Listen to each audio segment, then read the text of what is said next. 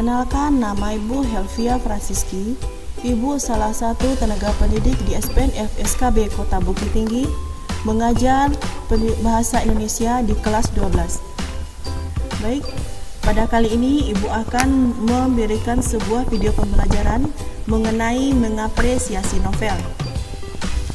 Mengapresiasi novel ini terdapat adanya menganalisis isi dan kebahasaan novel. Sekarang kita membahas yang pertama, yaitu isi novel. Kata novel berasal dari bahasa Italia, yaitu novella, yang berarti sebuah kisah cerita. Apa itu novel?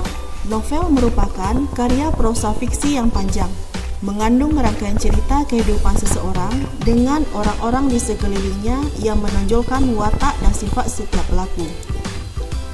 Berikut adalah unsur intrinsik novel. Unsur intrinsik novel terdapat adanya tokoh dan penokohan. Tokoh merupakan orang yang berperan dalam cerita penokohan, sedangkan penokohan merupakan pemberian watak atau karakter kepada tokoh. Watak tokoh dapat diketahui secara langsung atau tidak langsung. Secara langsung dapat diketahui melalui uraian pengarang, sedangkan secara tidak langsung dapat diketahui melalui fisik, tempat tinggal, pikiran tokoh, reaksi tokoh lain, dan dialog antar tokoh. Yang kedua, alur. Alur merupakan rangkaian peristiwa jalannya suatu cerita dalam novel. Alur dibagi menjadi 3. 1. Alur maju. 2. Alur mundur. 3. Alur campuran.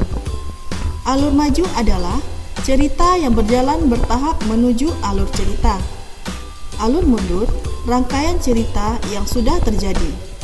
Dan yang ketiga, alur campuran, cerita yang menceritakan peristiwa yang sedang terjadi dan peristiwa yang sudah terjadi. Berikut yang ketiga, adanya latar. Latar merupakan penggambaran terjadinya suatu peristiwa dalam sebuah cerita. Latar ada 3. Yang pertama, tempat. 2. Waktu. 3. Suasana. Yang keempat, sudut pandang. Sudut pandang merupakan cara menempatkan diri pengarang dalam melihat berbagai peristiwa dalam cerita. Macam-macam 4 sudut pandang yaitu: 1. Sudut pandang orang pertama pelaku utama. 2. Sudut pandang orang pertama pelaku sampingan. 3. Sudut pandang orang ketiga serba tahu. Dan yang keempat, sudut pandang orang ketiga sebagai pengamat. Yang kelima yaitu amanat. Amanat merupakan pesan yang disampaikan pengarang di dalam cerita. Yang keenam, adanya tema.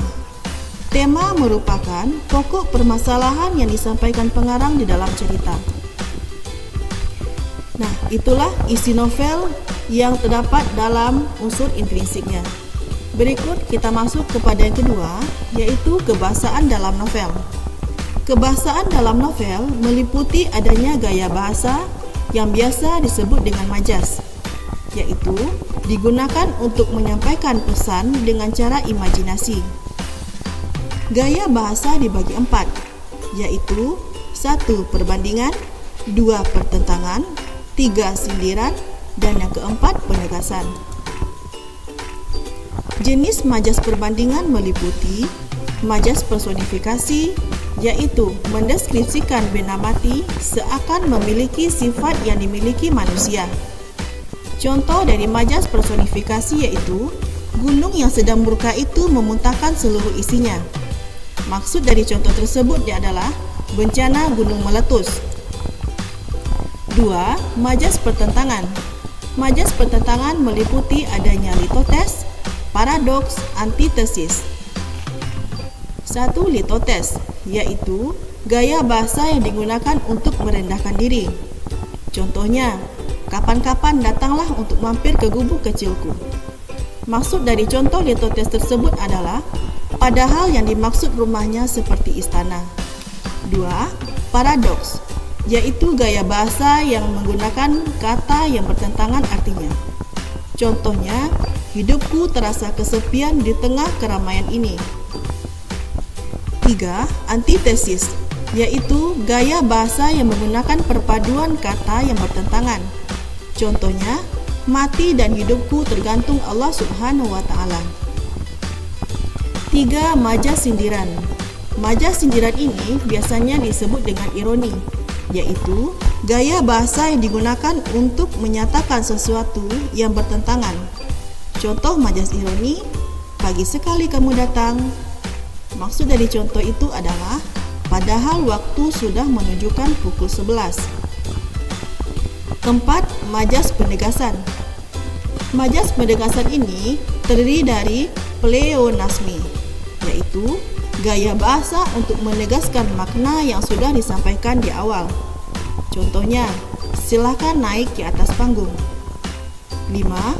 Citraan, yaitu unsur batin yang membangun sebuah karya. Citraan ada 6, yaitu 1. Penglihatan, 2. Pendengaran, 3. Penciuman, 4. Pengecapan, dan yang kelima gerak. Nah, itulah anak-anak ibu materi kita pada hari ini. Cukup sekian, semoga bermanfaat. Semoga kita bertemu untuk pertemuan selanjutnya. Terima kasih. Assalamualaikum warahmatullahi wabarakatuh.